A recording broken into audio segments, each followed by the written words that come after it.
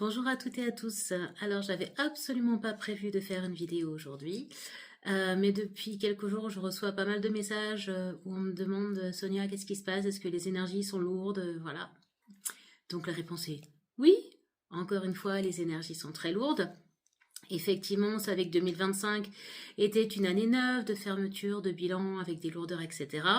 Et 2026, une énergie différente avec beaucoup plus de créativité, de légèreté.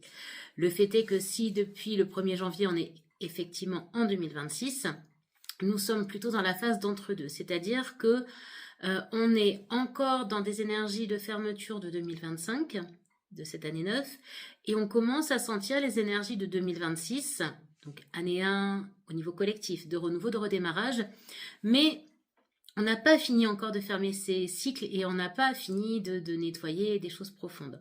Ce qui fait que on a encore ces phénomènes de lourdeur, ces phénomènes de choses qui remontent à la surface, des blessures qui remontent.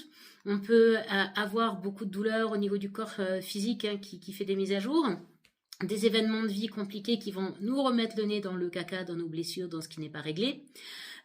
Et quelque part, c'est tout à fait normal, on est encore dans cette énergie de dépouillement, de mue, de nettoyage, qui n'en finit pas. On est d'accord, c'est long, c'est pénible, c'est désagréable.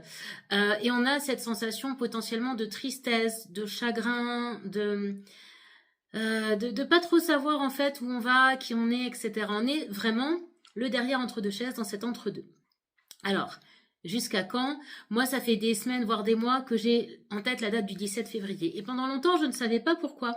Sauf que depuis quelques jours, quelques semaines, je vois pas mal sur les réseaux que cette date du 17 février est effectivement importante au niveau collectif. Moi, je voyais ça comme un portail d'énergie où on rentrait enfin dans les énergies de 2026, mais avec cette notion de réinitialisation de système, de reset.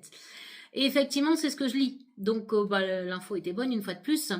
Le 17 février, il y a effectivement ce changement où on va passer au nouvel an chinois. Donc, on va passer de l'année du serpent qui mue, qui se dépouille, à l'année du cheval de feu qui est beaucoup plus dynamique, qui avance. Alors, qui peut avoir trop de rapidité, qui peut nous bousculer aussi. C'est pas parfait. On va pas passer d'une énergie vilaine à une énergie gentille. On n'est pas sur ça, mais ce serait une énergie beaucoup plus porteuse, dynamique dans l'action. En tout cas, et on avance. De toute façon, un cheval, ça avance. Alors, au trot ou au galop, avec du feu, on sera plutôt sur le galop et ça peut aussi un petit peu nous générer de l'inconfort. Ce 17 février, il y a aussi l'ouverture, on va dire, du bal des éclipses qui amène des grandes transformations. Et on est pas loin du point où Saturne va être en conjonction avec Pluton, je crois, ou Uranus, je sais plus. Bref, les grosses planètes lentes qui bougent et qui arrivent pour deux d'entre elles. Donc Uranus, si je me trompe pas, non, c'est Neptune. Je vais y arriver. Neptune et Saturne qui rentrent au degré 0 du bélier. Donc effectivement, c'est un point de réinitialisation de système. Pour les détails, allez voir les astrologues. Voilà, moi je vois juste que ça colle avec ce que je ressens depuis quelques semaines. Bref, réinitialisation de système. Mais qui dit nouveau départ dit deuil. Et on peut être dans cet état de deuil, de lourdeur, de tristesse et de mal-être physique, émotionnel, mental, dans une confusion, puisqu'on est dans un entre-deux. Ce qu'il peut y avoir aussi, c'est des coups de pied derrière, donc des choses un peu douloureuses qui font remonter ce qui doit encore être guéri, et des prises de conscience qui peuvent être un peu bousculantes, voire violentes dans certains cas. Et en fait, l'idée c'est quoi? C'est qu'on dise adieu à l'ancienne version de nous qui est obsolète pour aller vers une nouvelle version de nous 5.0 optimisée qui correspond beaucoup plus au désir de notre âme. Sauf que des fois, il y a même la plupart du temps, il y a une petite pralinette qui arrive, voilà. Sauf que la plupart du temps, il y a notre mental qui dit non, mais moi je sais pas vers quoi je veux aller, ou je sais pas comment faire, etc., etc. Je suis en plein dans cette situation-là, où mon âme sait ce qu'elle ne veut plus, elle sait ce qu'elle voudrait, mais comment faire matériellement, pour l'instant, je n'en ai aucune idée, et du coup, qu'est-ce qui se passe? Eh bien, comme je suis dans un espèce de tiraillement, mon corps et la matière autour le manifestent. Donc, grosso modo, pour faire une version courte, j'ai une tendinite au coude droit absolument énorme. Donc, puisque mon cœur, mon âme veulent aller d'un côté, et ma tête dit, non, c'est pas possible, matériellement, tu vas te casser la figure. Et ça génère aussi des problèmes de voiture, puisque du coup, je ne peux plus avancer. Donc, tout ça pour vous dire que si vous avez des difficultés dans la matière, dans votre corps physique ou dans votre émotionnel, vous n'êtes pas à côté. Et c'est pas que vous n'avez pas assez bien travaillé, c'est qu'on arrive à un point où on est dans les fonds de cuve, encore une fois, que c'est difficile et qu'on nous demande de vrais changements de vie. 2026 nous demande d'être alignés pleinement avec les désirs de notre âme. Et pour ça, il faut dire adieu à l'ancienne version de nous, à nos façons de fonctionner obsolètes, voire toxiques dans certains cas, mais quelquefois c'était pas toxique, c'était juste une ancienne façon de fonctionner. Et on nous demande de dire adieu à ça sans que la nouvelle version de nous n'ait réellement pris forme encore dans la matière. Donc c'est super anxiogène parce qu'on ne sait pas où on va, on ne sait pas comment on va faire les choses. Je suis en train de voir que je suis absolument pas coiffée. Enfin, on s'en fout. C'est pas le sujet, pardon. On ne sait pas comment on va faire les choses, on ne sait pas comment ça va se mettre en place et ça génère en fait un gros inconfort.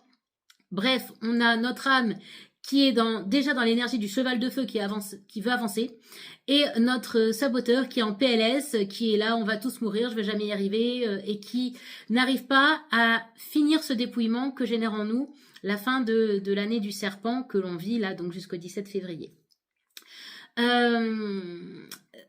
me suis dit, alors, quel est le message un peu de là-haut? Et donc, comme j'ai créé un oracle, ça m'a pété dans la tête de dire, tiens, Sonia, si tu tirais une carte de ton oracle.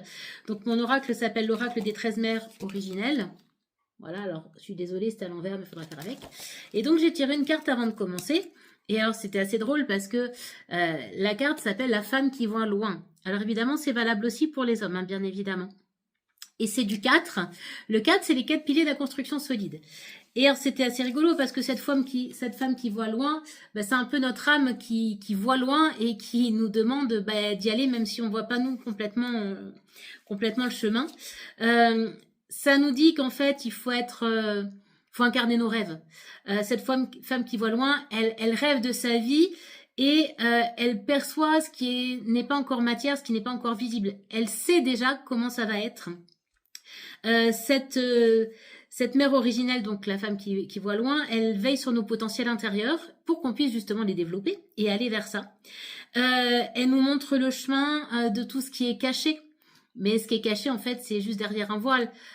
C'est quelque part déjà à portée de main. Mais notre mental, il voit pas encore comment faire. Et je pense que déjà, pour beaucoup d'entre nous, en ce début d'année, on a déjà touché du doigt des potentiels ou je vais y arriver, je trouve pas mon mot, des choses très très matières, des opportunités, c'était le mot, pardon, opportunités, des opportunités qui se dessinent mais qui sont pas encore actées, vous voyez, c'est pas enclenché, c'est ah ouais, ça ce serait bien et ça devrait pouvoir être possible, mais ça c'est pas enclenché, c'est comme la boucle de la ceinture, là on n'a pas fait le petit clac qui montre que c'est bien accroché, mais c'est déjà dans l'air. Cette femme qui voit loin, elle voit déjà ses potentiels, elle voit déjà ses opportunités, mais on n'est pas encore dans le palpable, dans le concret. Ça, pour moi, ça va commencer à se placer gentiment en février, et mars, on est vraiment sur quelque chose qui s'ouvre. Après, c'est l'énergie du printemps, donc c'est tout à fait normal. Cette femme qui voit loin, donc, vous voyez, dans mon petit livret, hein, il y a plusieurs pages, donc je vais pas tout vous lire. Ah là, il y a encore tout ça, et il y a un petit rituel derrière, mais en gros, elle va mettre le doigt un peu sur le manque de confiance qu'on peut avoir en nous et surtout en nos ressentis. Voilà, donc le mental, c'est-à-dire t'es gentil, pour l'instant couché, moi je vais écouter ce que ma petite voix intérieure me dit. Ça va travailler la peur de l'inconnu, voire pour certains de la peur de l'invisible. L'incapacité ou la difficulté à se projeter dans l'avenir. Le refus ou la difficulté des fois de voir ses propres ombres parce qu'il y a à travailler. Donc, il faut faire attention à nos rêves, même si on a aussi des rêves de libération qui sont un peu lourds et un peu chelous. Essayer de voir quelle est la vision qu'on a de notre avenir et comment on peut le concrétiser. C'est un peu là où le bas blesse, c'est le comment on peut le concrétiser. Bien sûr, continuer à renforcer notre capacité à voir un petit peu l'invisible. Voir quelle part de nous demande à être révélée, quel est le potentiel qui demande à émerger et à déployer ses ailes, parce que c'est vraiment ça cette année, on déploie nos ailes. C'est ce qu'on nous demande.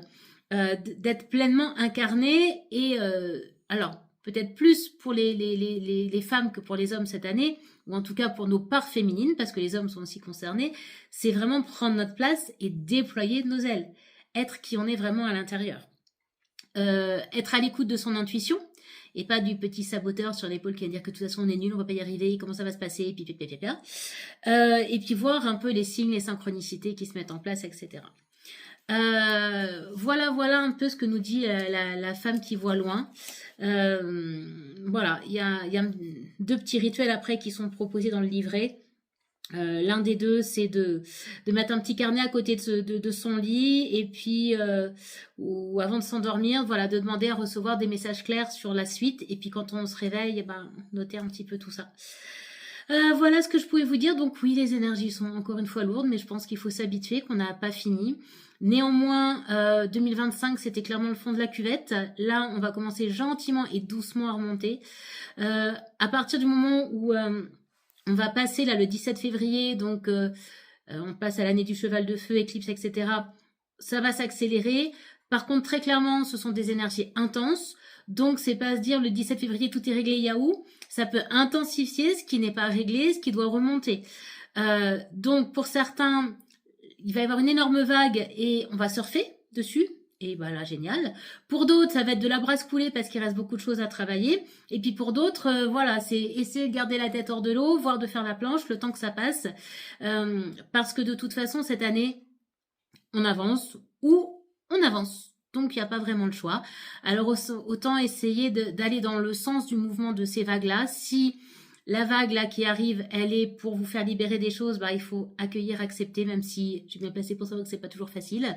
Et si elle vous entraîne à surfer, c'est dire au saboteur, t'es gentil, va à la niche parce que là, j'ai pas envie d'avoir de doute. Je veux avancer et je veux le meilleur pour moi car cette année, je prends ma place et je déploie mes ailes. À très vite.